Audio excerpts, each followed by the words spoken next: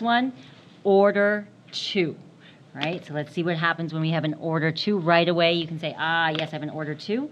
This one still has an order 1. And this one has an order 2, right? All right.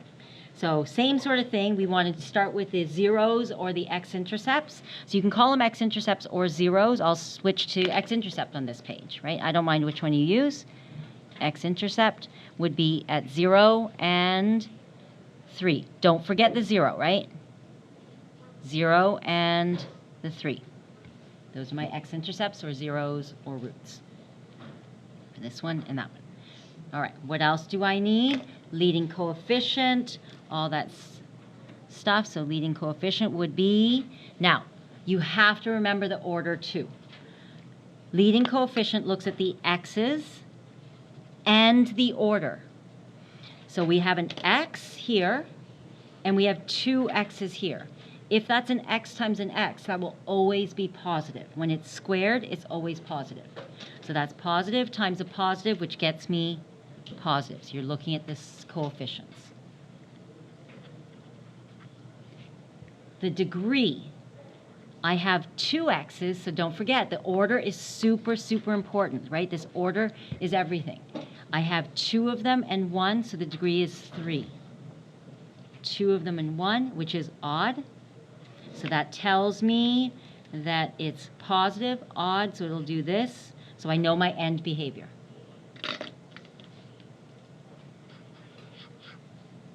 Okay, and then now I can draw, and I can do a little bit of a rough sketch already, and I'll come back and do my y-intercepts in 1 second.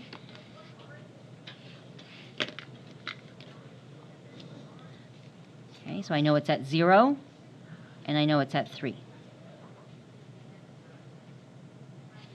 My y-intercept is when x equals 0. So that would be 0, 0 minus 3, right? So as soon as you see the 0 there, you know it's 0. So the y-intercept's already there.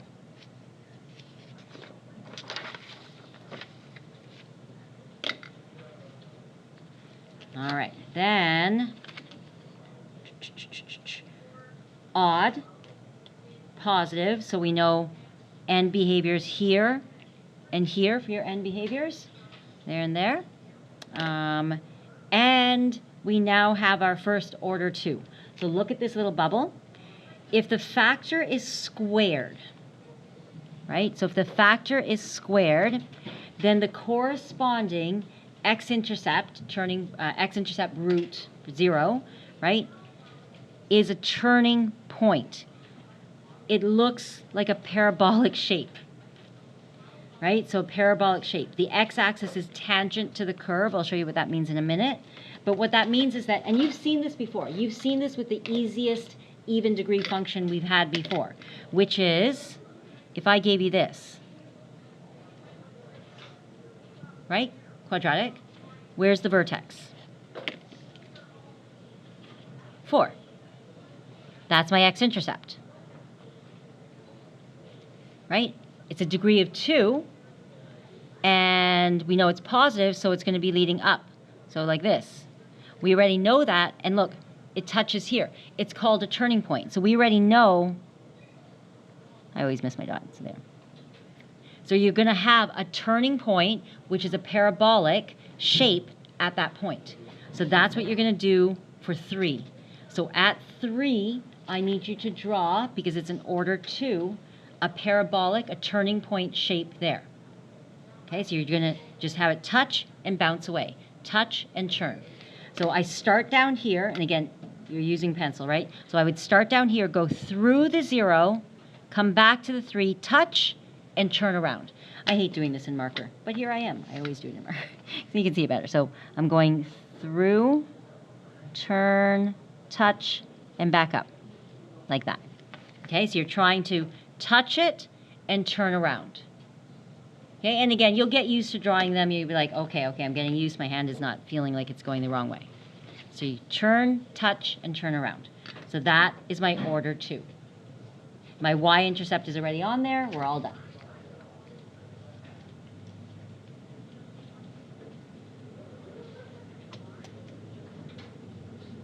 Okay, again. Again. So I gave you order 2, right? So that's very, very important. Order 2. Right, always go okay. Make sure I remember that. That's a 2 or highlight it. These are my x's. X's, x there, order 2. So remember the order 2. So I know it will touch and turn at that point. Let's go through everything. My x-intercept are 1. Okay, and if you want, you can do that in your head again, right? So if I do that on the side, I'm going to get negative 6 over 5. I'm just going to do that a bit faster. That gets me negative 1, right? So again, the x-intercepts you can do on the side. I just grab my answers.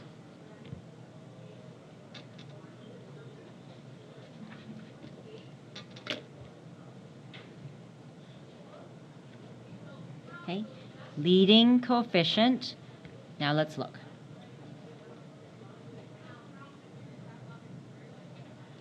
One x, 5x, 2 x's, so x, x. 2 x's automatically is positive, right? X times x. That's a positive 5, and that's a 1x, so I know positive. All right. Then, degree. Degree. I have 1x, I have 1x, I have 1x, right? So 1x times 1x, and I have 2 more x's. So the degree is 4. 1, 2, 3, 4. Okay, which is even, which tells me opening up even like that. So my end behaviors are up, up. Right? So that little parabola there, it just gives me an idea. Again, that's just my rough work going, okay, I got it. I got this. And I'm going to do my y-intercept.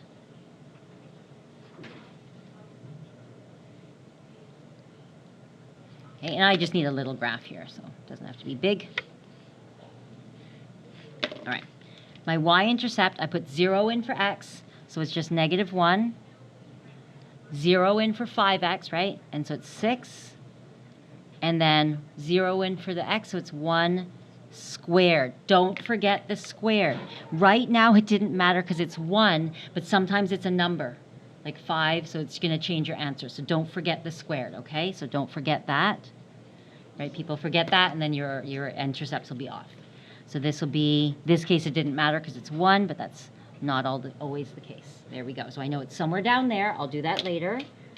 My intercepts are 1,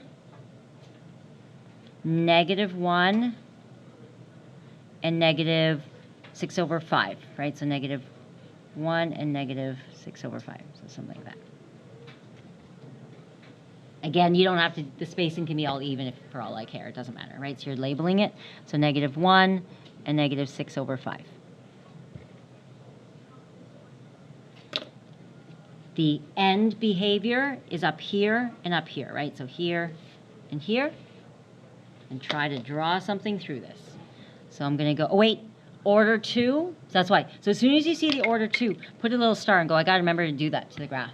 I got to remember that. Every single step, you had to keep looking back at order 2. Every single step. You go, wait, order 2, 2 of them. Here, when you're doing your degree, I had 2 of them. Here, when you're doing your sign, you had 2 of them. So order 2, every step you're looking at the order 2. So I want to bounce, turn around, turning point at negative 1. So I start here, so I plan it out. I start here, through, bounce, come back down, and then up. All right, let's try drawing that. So I come through, bounce, come through, like that. Okay, and again, if you feel like you missed your dot, fix your dot, not your line. You know what? My dot should be here. There you go. Okay, so don't twist the line to hit the dot, move the dot. Da, da, da, da, and then add your y-intercept, which would be at negative 6, which makes sense because it's below. Right, and erase, erase.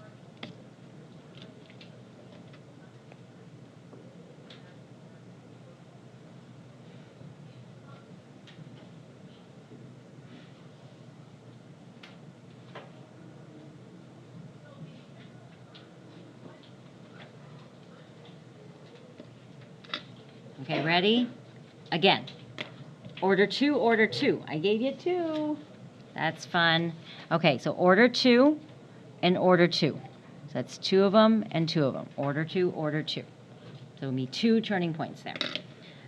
My zeros are my x-intercepts or roots. So x-intercept would be at -3 and at 1. Both of them will be turning points, right?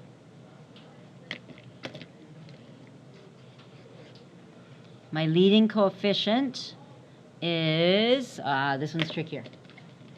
Okay, order 2, order 2. The x is there and the x is there.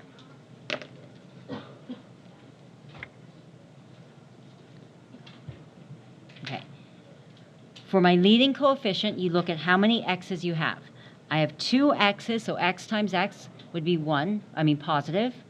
2 more, x times x would be positive. But I gave you this guy here.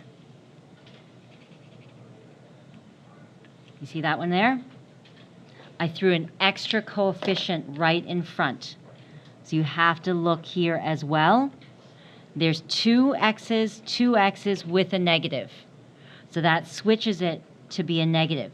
That's like if you had a parabola, right? So the roots are all here, but as soon as you stick a negative in front of it, it turns the whole thing around.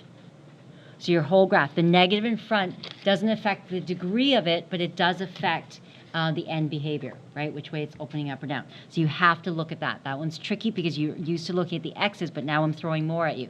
So if I put a number in front, you have to look at the number. Will 2 affect anything? No, because it's a positive 2. But if it's a negative number, it does affect things. It turns your whole graph upside down. So 2 here, that doesn't affect anything, but this negative did. So that gives me negative. And then my degree, I have 2 x's and 2 x's, so it's degree 4. The negative doesn't affect anything on that one, right? So the negative is because of the leading coefficient. It changes your whole graph upside down.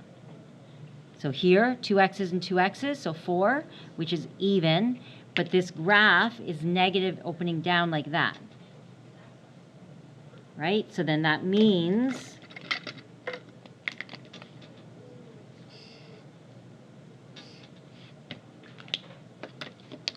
just did a little graph because we're almost done here. So I'm going to do my y-intercept here, and I'll do a graph here.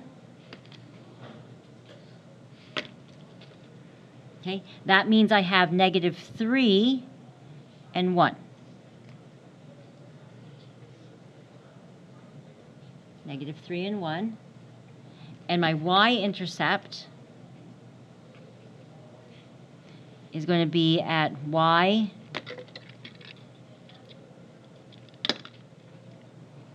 equals -3 squared, that x is 0, -1 squared, which gets me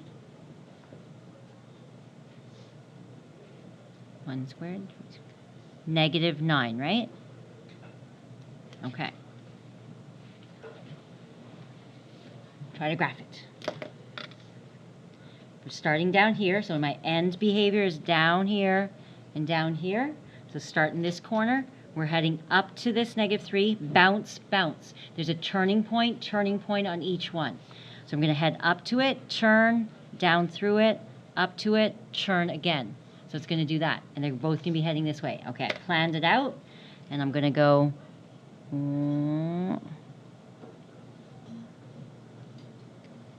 That's it. So again, that's why I'm like, I don't care if the max is there or not, right? Just try not to make your graph look too strange.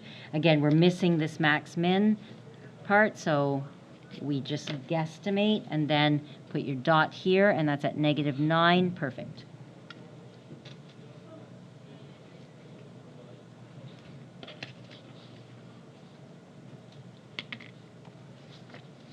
Okay, one more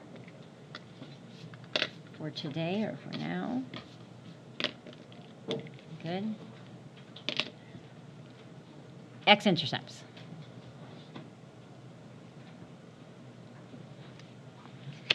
The 2 won't give us an x-intercept. There's no x there, right? We know that.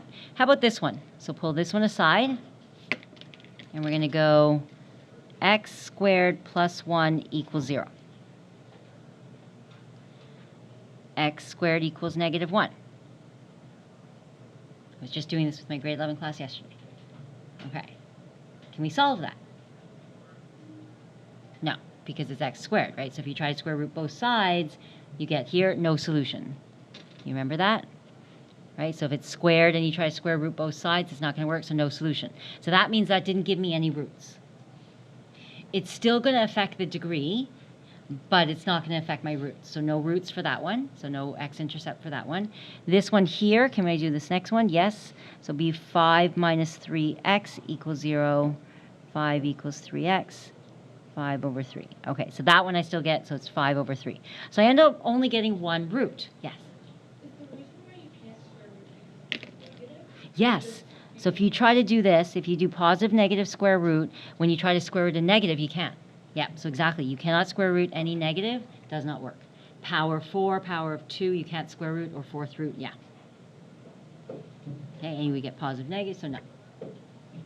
Okay, so that one got no solution. I got one root, so we're good here. Now, so again, that could be done on the side. Okay, so I want to see one x-intercept. Leading coefficient. Remember the order. So we're looking at the x's, this, and you have to look at the 2 to see if it flips your graph around. 2 does not affect it, so it's not going to flip my graph around. It's just a positive 2. That's an x squared, so that's positive, right, already. And that's 2 of negative 3x's, 2 of the same bracket. So negative 3x and negative 3x gets me positive, positive, so it is positive.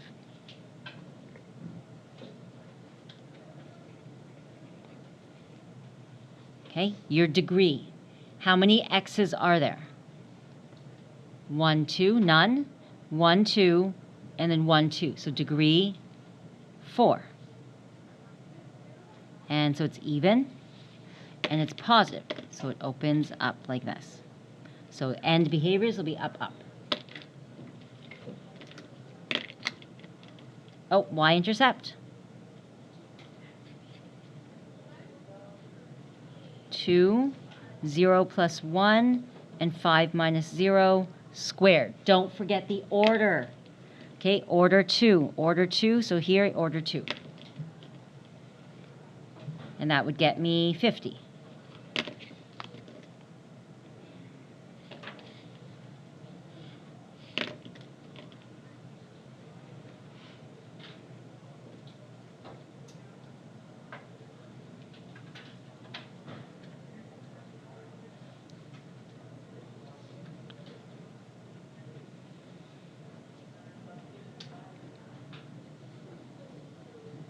Okay, so I know its end behavior is up here somewhere, right, and over here.